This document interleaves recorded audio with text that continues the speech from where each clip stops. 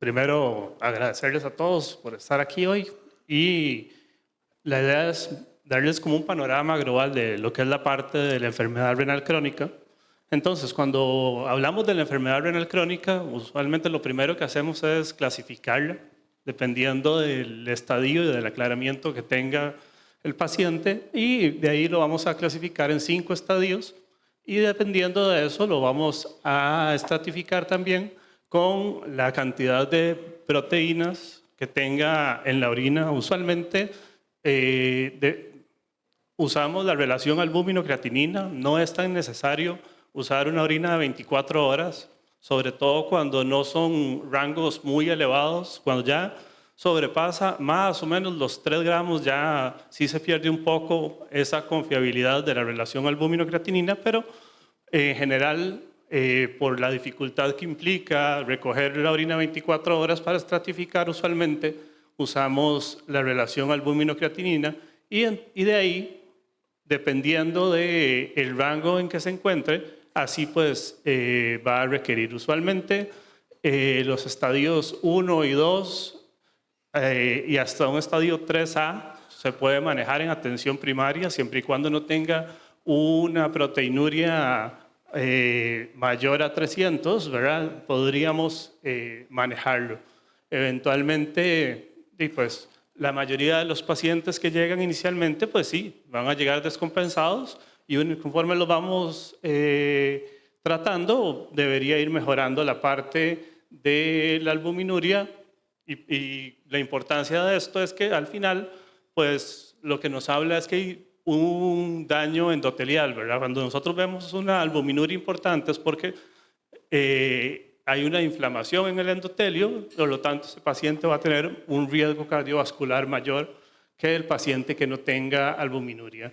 La prevalencia es muy variada, las cifras pues varían dependiendo de lugares y dependiendo de las regiones. Más o menos se estima que hasta un 15% es la cantidad de población adulta que puede tener enfermedad renal crónica, lo cual es una cifra muy significativa y esto va mucho en relación a los niveles más altos, donde tenemos mayor prevalencia de hipertensión y mayor prevalencia de diabetes, que es la primera causa de enfermedad renal crónica.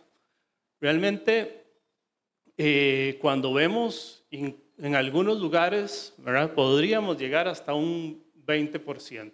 ¿Cuáles son esos factores de riesgo que vamos a tener en los pacientes? Pues los pacientes añosos, diabéticos, hipertensos, la historia familiar que tenga el paciente, si tiene antecedente de alguna glomerulopatía o de alguna o de poliquistosis y indudablemente el estilo de vida del paciente, la obesidad, la dieta, el ejercicio son contribuyentes a que esas personas puedan llegar a desarrollar una enfermedad renal crónica como tal. Realmente la enfermedad renal crónica tiene un impacto muy alto y es un costo bastante elevado en los sistemas de salud. ¿Por qué? Porque no es solo ese paciente el que se va a ver afectado, sino que es el entorno y también ya en estados más avanzados, en los pacientes que requieren soporte renal, usualmente el impacto que va a tener no es solo en esa persona, en su calidad de vida, en su expectativa de vida, sino también en que tenemos que dedicar a alguien para que cuide a sus pacientes, porque son pacientes que usualmente por sus complicaciones muchas veces, por ejemplo, los diabéticos micro y macrovasculares, y pues no logran ellos por sí solos realizarse la terapia de soporte renal. Entonces el costo es adicional porque sacamos una persona que es productiva, ¿verdad?, laboralmente para que se encargue de cuidar a ese paciente. Cuando vemos muy por encima de la fisiopatología, lo que vemos a nivel glomerular son cambios producidos tanto por la diabetes como por la hipertensión. Inicialmente son unos cambios glomerulares cuando vemos, porque a veces decimos, sí, pero tiene una tasa de filtración en 180, 150, está muy bien, ¿no? O sea, ese paciente lo que está es que está hiperfiltrando y es un paciente que eventualmente, y pues lo que nos está diciendo es que ya tiene cierto daño a nivel renal. Y lo otro importante es que cuando vemos los riñones de los pacientes diabéticos y los vemos normales, probablemente ya ese paciente tiene cierta lesión estructural. ¿Por qué? Porque inicialmente, cuando tienen esa hiperfiltración, se hipertrofian un poco y los riñones, a la hora de verlos, se ven un poco más grandes por ultrasonido. Entonces, cuando están ya normales o un tamaño normal, usualmente ya ha pasado cierto tiempo y ya hay cierto daño estructural. A nivel hormonal, el riñón como parte de un órgano endocrino también, y pues vamos a tener una alteración en la parte de lo que es la renina, la angiotensina, la aldosterona, y al final esto va a llevar a que sean pacientes con más prevalencia de hipertensión y una hipertensión que es un poco más complicada de tratar. Ya en estados más avanzados, más o menos con filtraciones en menos de 30, pues sí va a haber una disminución importante en la parte de la eritropoyetina y justamente y por eso es que son pacientes con anemia que van a requerir y pues suplementarle la parte de hormonal para una adecuada eritropoyesis. Dentro de las complicaciones metabólicas, se ha visto que igual las dietas, incluso se ha propuesto ponerle y etiquetar los productos porque las dietas altas en fósforo pues tienen mayor prevalencia de enfermedades cardiovasculares y todos los pacientes, porque uno usualmente cree que el primer electrolito que se eleva cuando hay un daño renal es el potasio, pero no, lo primero que uno ve es una hiperfosfatemia antes de empezar a ver una hipercalemia. Después ya va a haber toda una activación en la parte del trastorno mineral óseo, en la vitamina D, y pues son pacientes que van a estar más propensos a fracturas, ¿verdad? Porque van a tener una menor calidad de hueso. Sin embargo, ahí hay que tener cuidado porque no a todos los pacientes hay que darles calcio, ¿verdad? O sea, cuando uno ve que los calcios están relativamente bajos, es lo esperable en un paciente que tiene una enfermedad renal crónica. ¿Por qué? Porque va a tener una PTH elevada. Entonces, esos pacientes ya de por sí van a tener una calcificación vascular y si empezamos a suplementarlos todos con calcio, lo que hacemos es aumentar el riesgo cardiovascular y la calcificación arterial.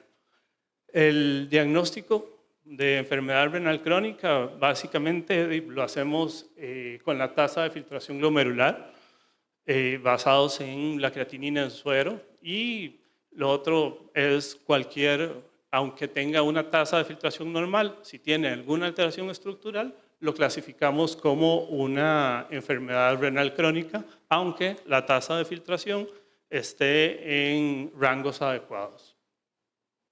Cuando vemos las etiologías de la enfermedad renal crónica, pues son muy diversas, ¿verdad? O sea, en general, la primera causa en el mundo es la diabetes. Después ahí hay controversia entre la hipertensión y las enfermedades genéticas porque se habla un poco de que una gran parte de la hipertensión es secundaria a una mutación del gen del ApoL1, entonces esa la han estado ahí como incluyendo dentro de las enfermedades genéticas, pero todavía están en esa parte porque al final es una etiología hipertensiva, pero secundaria a una modificación genética. En la diabetes, ¿qué son las cosas que tenemos que cuidar? Son esos pacientes que van a tener glucosuria. La glucosuria per se, aparte de tener el daño que tiene a nivel de las células beta del páncreas, pues también va a tener daño a nivel renal, va a producir que sean pacientes que se nos deshidraten y eventualmente, pues, esa glucosuria pues también nos va a activar un poco más la parte inflamatoria y nos va a llevar a esas modificaciones estructurales y esa esclerosis, que es al final lo que va a sustituir los glomérulos por toda la fibrosis que vamos a encontrar y eventualmente la disminución de la tasa de filtración glomerular. Cuando hablamos de hipertensión, el mecanismo pues es una activación del eje renina-angiotensina-aldosterona. Lo primero que vamos a tener es un aumento de la renina, eventualmente un importante estímulo a nivel de los receptores de angiotensina 2. Son pacientes que van a tener mucho más deseo de tomar líquido, ¿verdad? Por esa pérdida que están teniendo, y ya cuando en estadios un poco más avanzados, eso nos lleva a una sobrecarga de volumen que eventualmente también contribuye al daño renal. Después, ese estímulo sostenido de la renina, que produce una vasoconstricción importante, va a producir daños a nivel de la microcirculación, con daños endoteliales y como resultado los cambios fibróticos que vamos a tener. Por eso, de ahí la importancia de cuando vemos que ese paciente tiene proteinuria o tiene albuminuria, ¿verdad? O sea, ponerle la atención del caso, porque lo que nos estaba traduciendo, como les decía, es que hay una lesión endotelial. Esta es cuando hay esta alteración en la parte del metabolismo óseo, tenemos una hiperfosfatemia importante, que esa hiperfosfatemia lo que nos va a hacer es que nos estimula, ¿verdad? O sea, la elevación de la PTH junto con el calcio, que en estos pacientes, aunque parezca extraño, son pacientes que pierden ese calcio a nivel óseo, y entonces tenemos una fragilidad, ¿verdad? A nivel de hueso, pero a nivel vascular tenemos un endurecimiento de las arterias. Entonces, a pesar, si nosotros llegamos y vemos un estudio de imagen, son arterias que se van a ver francamente calcificadas. Cuando vemos ya hablando un poco más de la población ya un poco más añosa, que es donde es más prevalente la enfermedad renal crónica, ha habido un aumento significativo, y este aumento se ha dado, ¿por qué? Porque pues, cada vez la expectativa de vida es mayor. Entonces, con el simple hecho de pasar de los 40 años, la tasa de filtración glomerular empieza a bajar, más o menos 1 mililitro por minuto por año, ¿verdad? Esto en condiciones normales.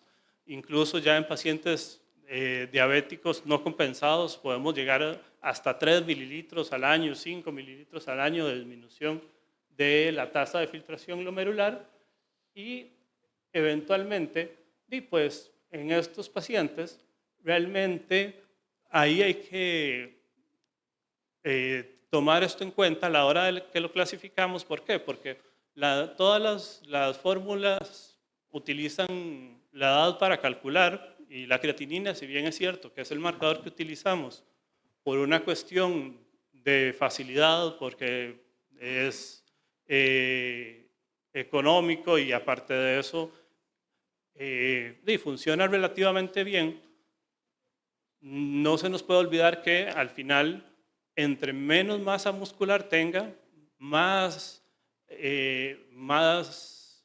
baja va a estar la creatinina, igual que si tenemos una persona que tiene una masa muscular muy elevada y tiene una creatinina en 1,5, ¿verdad?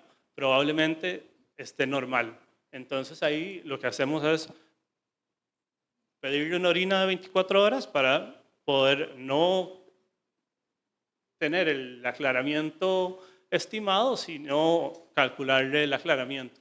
Uno podría usar, que se hace, ¿verdad? O sea, no está disponible para todos los pacientes, sí lo hacemos igual en la institución, pero es pedirle cistatina C, que no depende de la masa muscular, y con eso darnos una idea más clara de cómo está realmente esa tasa de filtración glomerular. Es importante que conforme pasan los años también aumenta la excreción de proteínas, ¿verdad? O sea, ahí vemos cómo dependiendo en el gráfico de los rangos etarios, pues aumenta un poco más. No necesariamente quiere decir que esto sea patológico, ¿verdad?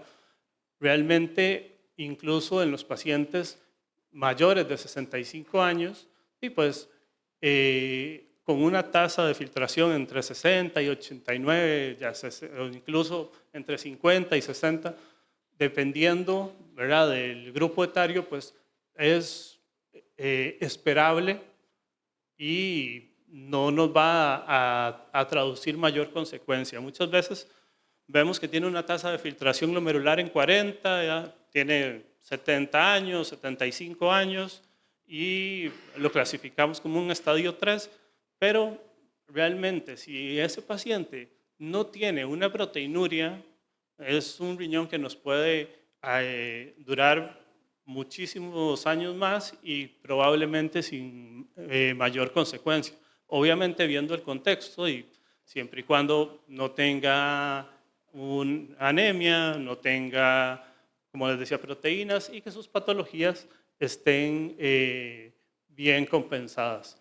Igual, como les hablaba de la cistatina C, también en los pacientes pues, amputados, un paciente va a tener mucho menos masa muscular, entonces esto nos va a reducir la tasa de filtración, o sea, nos va a dar una tasa de filtración glomerular falsamente incluso normal, ¿verdad? En un paciente que tal vez no tiene unos riñones estructuralmente adecuados.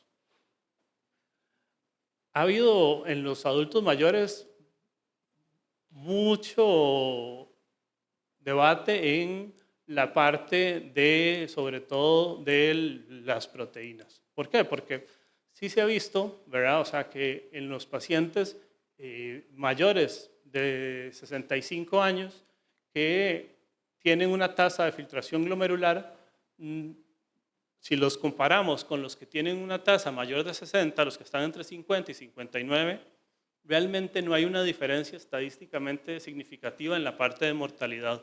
Entonces, de ahí que en esos pacientes realmente tener un aclaramiento en 55 no nos va a cambiar su pronóstico a largo plazo. Entonces son pacientes que tranquilamente pues uno les puede dar seguimiento y ir manejando sus comorbilidades en caso de que las tenga. Las causas más comunes en adultos mayores, ¿verdad? Si las comparamos con los pacientes jóvenes, sobre todo,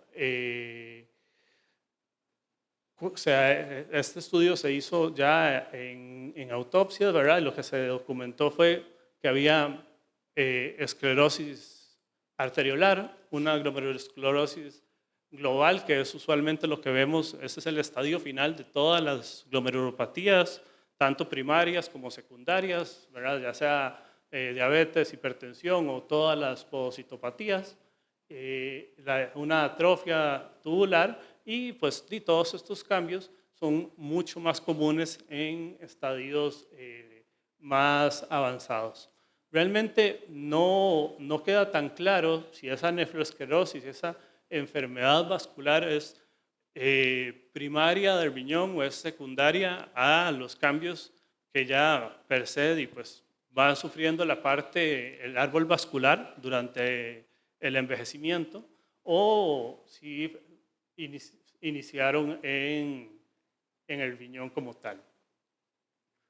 Cuando vemos la progresión y los riesgos de desarrollar insuficiencia renal y se ajusta un poco, pues, y conforme hemos mejorado en la parte de los tratamientos, ya no se ha disminuido un poco la incidencia, no de enfermedad renal crónica como tal, sino de una enfermedad renal crónica terminal, o sea, una enfermedad renal que requiera soporte renal.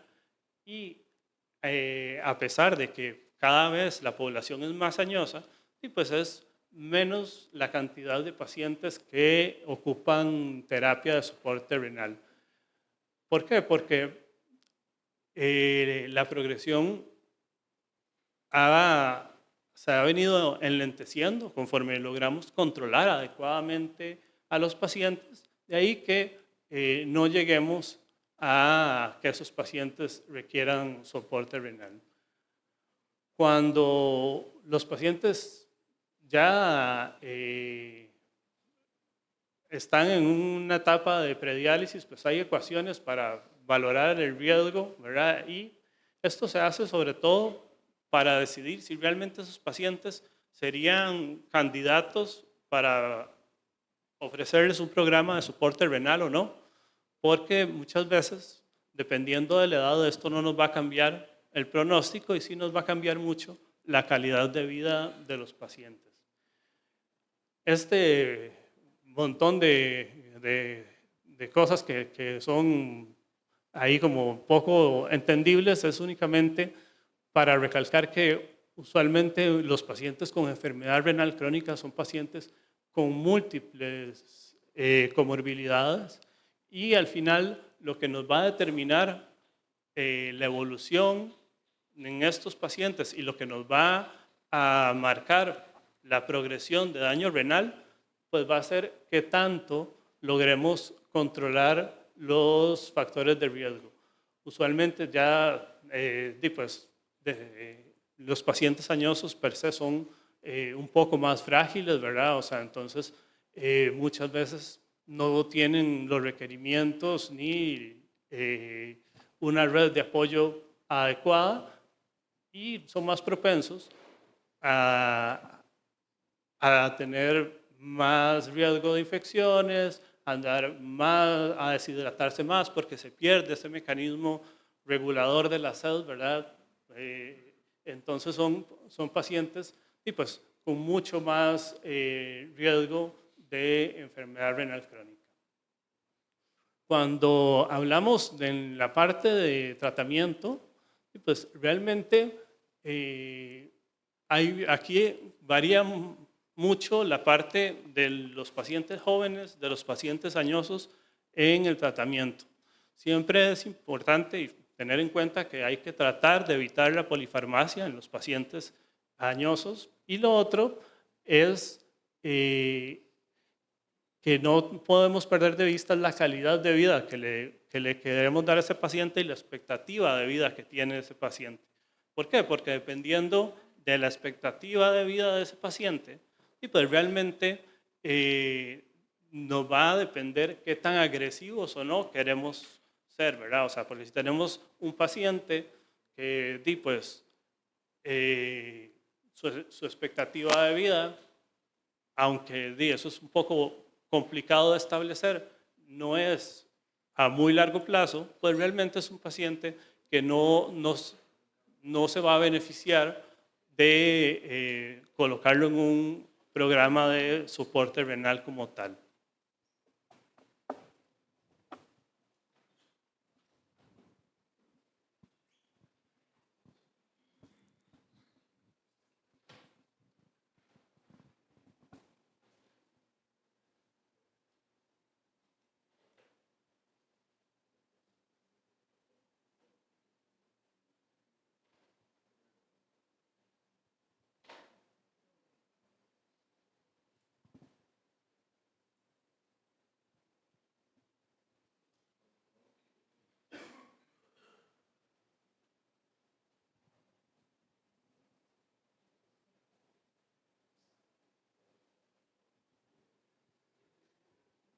Como les decía, pues básicamente es considerar si esos pacientes pues ameritan o no, ¿verdad? Hay un estudio importante que los pacientes mayores de 80 años realmente son pacientes que no se les ofrecía, o sea, se compararon pacientes de que no quisieron someterse a un programa de soporte renal versus los que sí quisieron, y en mortalidad en pacientes octogenarios realmente no hubo ninguna diferencia en mortalidad, y sí una gran diferencia en expectativa, o sea, en calidad de vida. ¿Por qué? Porque son pacientes que pasaron más tiempo en el hospital, pasaron con obviamente con más peritonitis, ¿verdad? Entonces al final realmente no hay un beneficio claro en esos pacientes. Ahí, más que tratar de que lleguen a un programa de soporte renal, sí, se vio que tratar de mantener una cifra, sobre todo una presión sistólica en menos de 150, y eventualmente el uso de diuréticos y de inhibidores del eje de renina-angiotensina-aldosterona.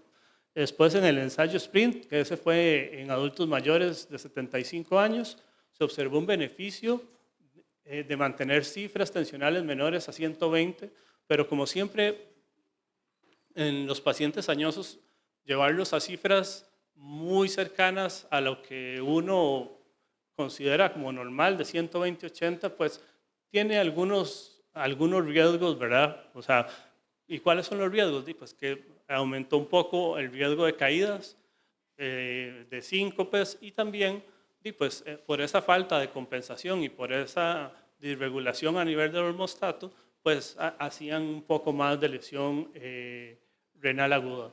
Y los dos estudios se interrumpieron antes, ¿verdad? Porque realmente pues, habían bastantes beneficios.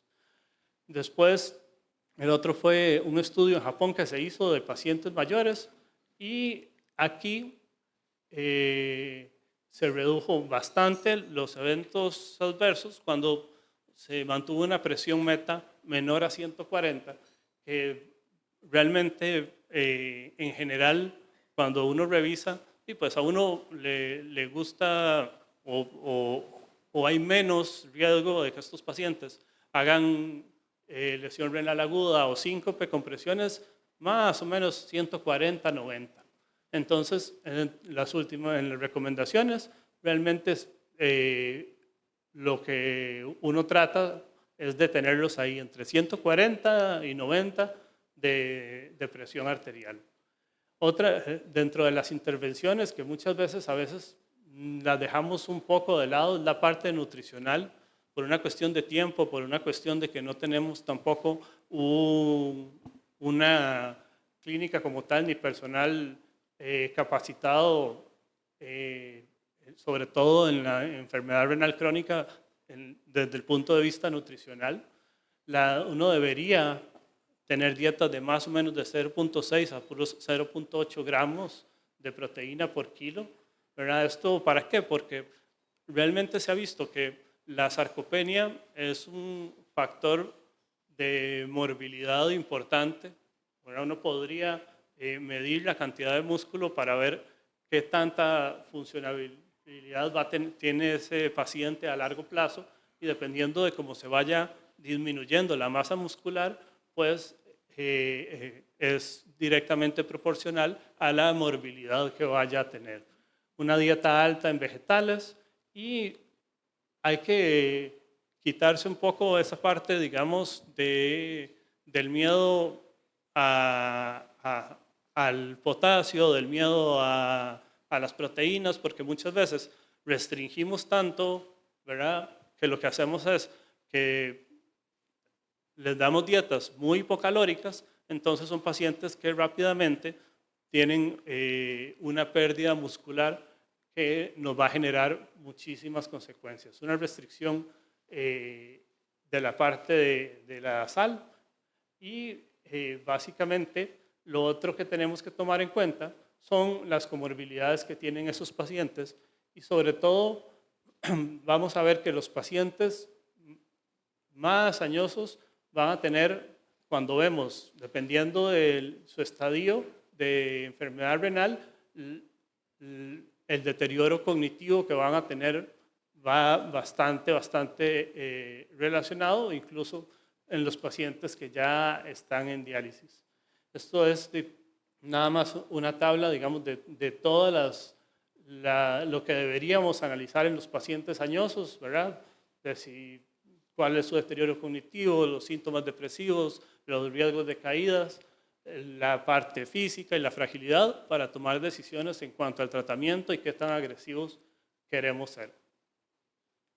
Realmente, cuando vemos la supervivencia en los pacientes en diálisis, dependiendo de la edad, como les decía, ya mayores de 80 años, pues no va a haber mayor diferencia. Entonces, de ahí que realmente, a menos que el paciente lo solicite, pues uno intenta no incluirlos en un programa de soporte renal. Estos son más o menos un score que se hace para ver cómo le va a ir a los pacientes y cuál es su beneficio de ponerlos en un programa de soporte renal. Y después, estos son otro estudio que se hizo en Canadá, ¿verdad? Y lo que se vio es lo que les decía, que los pacientes mayores de 80 años, al final, en promedio, estuvieron mucho más tiempo hospitalizados que los que no se sometieron a terapia de soporte renal sin un beneficio claro en mortalidad. Siempre explicarle a los pacientes, ¿verdad?, qué significa ponerse la diálisis, porque la diálisis es todo un problema, ¿verdad?, a nivel familiar y a nivel del entorno que cambia la vida del paciente y de los cuidadores, y valorar qué tipo de soporte vamos a usar. Aquí pues, lo que vemos son los criterios para los diferentes tipos de diálisis, que usualmente pues, ya eso va a depender de la reserva renal que tenga el paciente, y la transición de eso es nada más como para que ustedes vean si se puede hacer una diálisis paliativa, una diálisis incremental, y vemos que la tasa de abandono es 4 veces mayor entre los pacientes mayores de 85 años. Entonces, realmente, al final, el paciente termina más cansado y agobiado que el beneficio que le estamos dando. Y de ahí que tenemos que ver entre todas las variables que tiene, si se va a beneficiar de un tratamiento dialítico o simplemente de un tratamiento médico. El trasplante se hace incluso en pacientes muy añosos, ¿verdad? Es una opción que les da bastante calidad de vida, ¿verdad? Más o menos de 1 a 4 años, y estos son como los enfoques que uno debería tener para tomar la decisión, ¿verdad?, de ver todo el panorama del paciente y qué beneficio le vamos a dar. Y lo que tenemos que al final es individualizar cada paciente para ver cuál es su mejor opción de tratamiento y eventualmente tomar la decisión de tratamiento con el paciente. Entonces, ver si el enfoque va a ser conservador o no, si logramos que ese paciente entienda realmente y está listo para entrar a un programa de soporte renal, apoyar no solo al paciente, sino a los cuidadores. Y una parte importante que a veces no vemos, los cuidados paliativos no son solo para los pacientes con cáncer, son para las enfermedades cardíacas en etapa terminal, para las enfermedades renales crónicas en estadios terminales, y realmente lo que tenemos que hacer con cada uno de los pacientes que tenemos es definir cuáles son las metas que queremos y cuáles son los beneficios que le vamos a ofrecer con los tratamientos que le estamos dando. Básicamente un poco rápido porque